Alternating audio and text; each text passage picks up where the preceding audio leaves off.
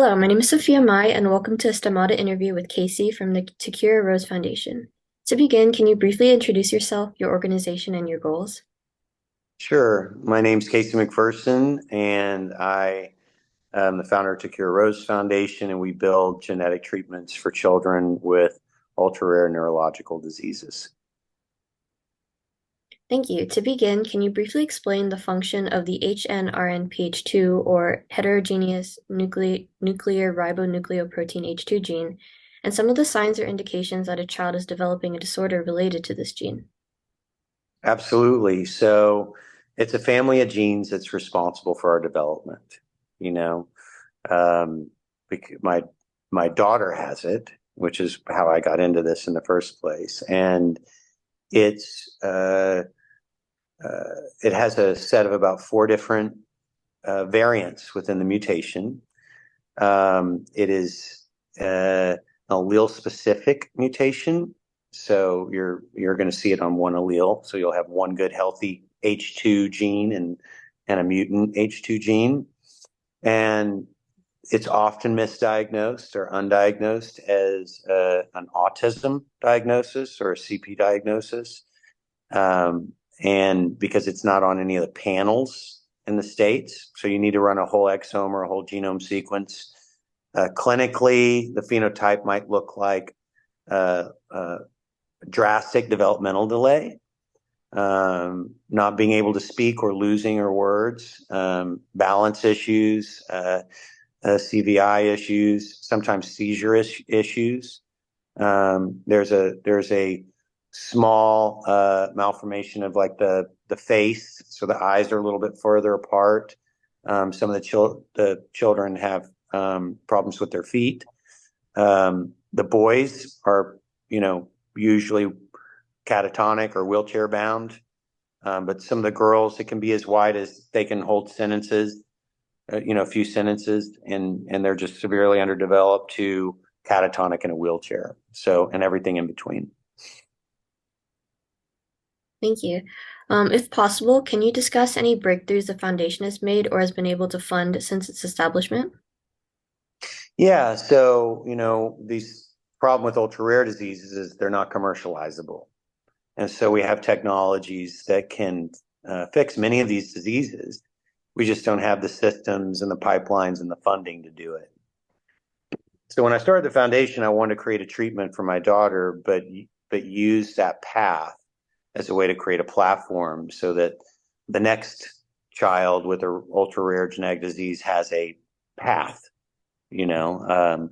So what we did is we developed cell lines and a mouse model, the first in the world for Rose's particular variant.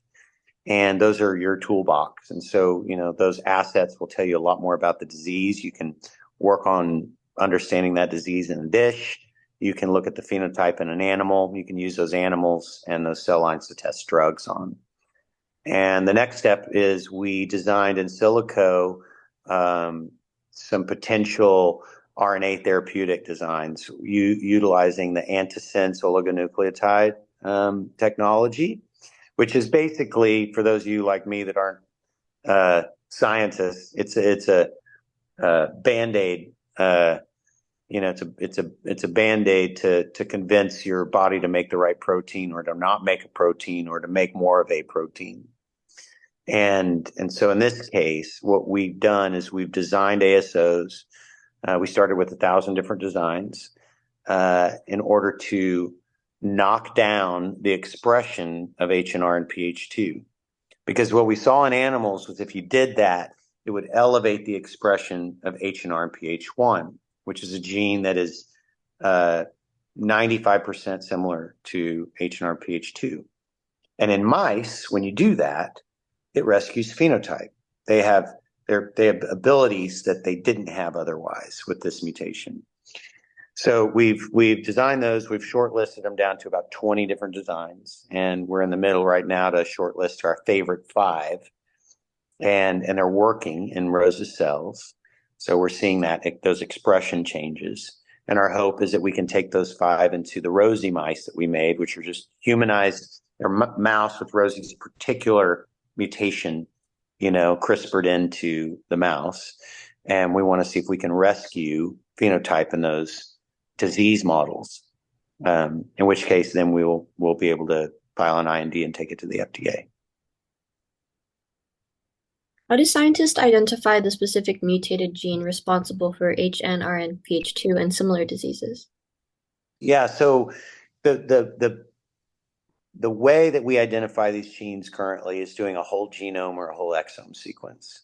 So if a family is seeing symptoms, in a child, like they're not meeting their developmental milestones, or strange symptoms that a doctor isn't able to diagnose, then at this point you can do a whole genome sequence relatively affordably, even though insurance won't cover it. So it's something I suggest anybody should do on all of their children, and even yourself, to do a whole genome sequence to find out what mutations you have, what variants you have. It just gives you more information about your health. But that's how you find the mutations. Can you explain why HNRNPH2 and similar diseases are so rare and difficult to cure despite our current advancements in gene therapies? Absolutely. The primary reason is money.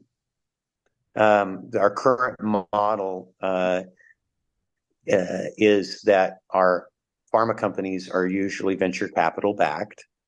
And when you look at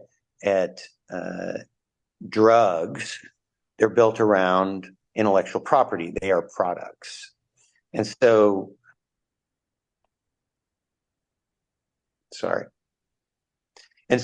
in order to make money, you need a drug that affects a lot of people. This is how the business model of drug development is. And the more people you can affect with this drug, the more money this company will make.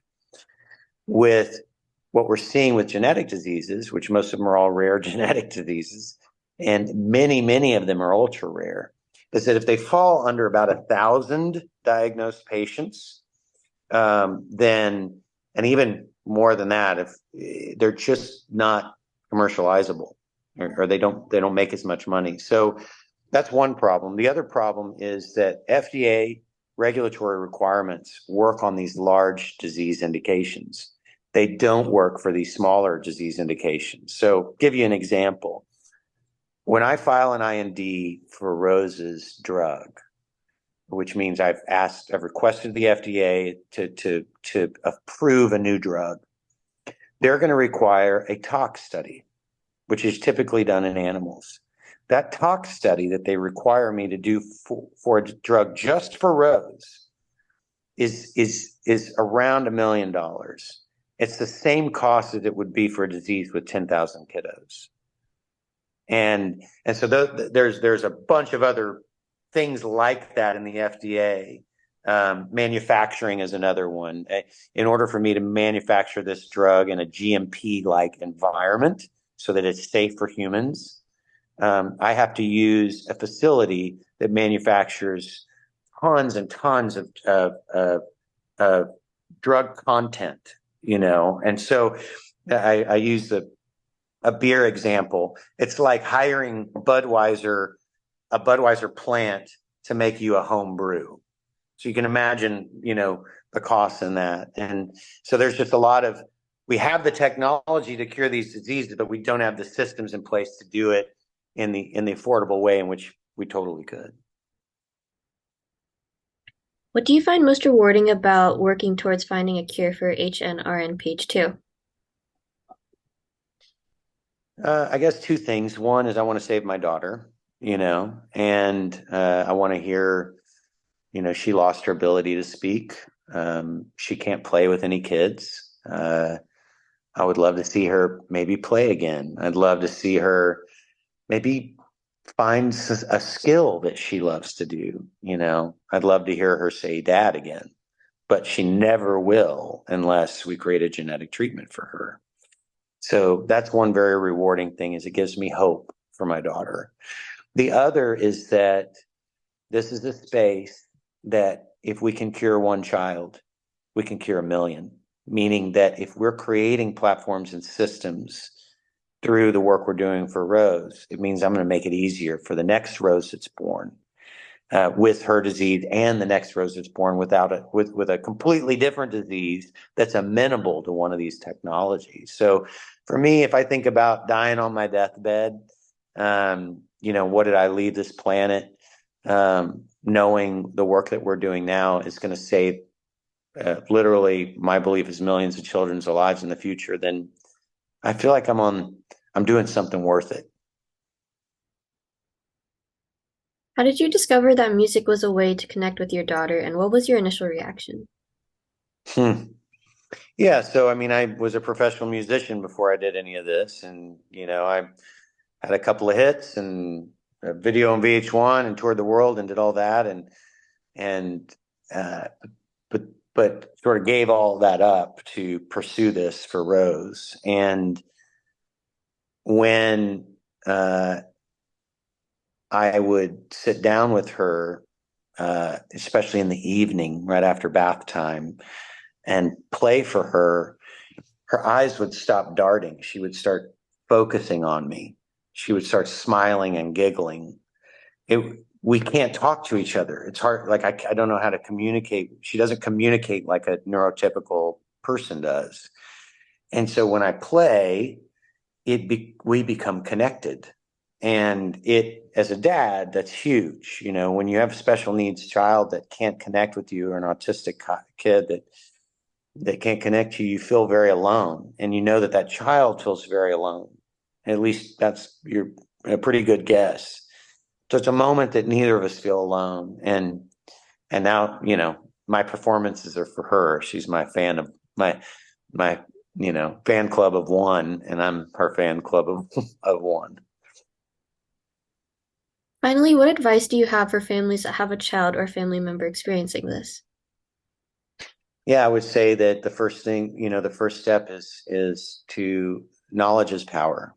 And if your child is autistic or shows some strange symptoms that are getting blanket diagnoses, they're not biological diagnoses where they're running a test and saying this is your problem, then I can't stress enough to go get a whole genome sequence.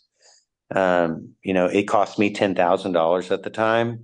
Now I think you can do it for as little as a few $100. Insurance usually does not cover that yet, but I suggest getting that and then talking to people like me and others. I run a lab now for children with rare genetic diseases, so families can actually begin to build these treatments for their kids, without having to beg an academic institution or hope that a pharma company is going to do it. So the time is now to find out and to start working on a treatment.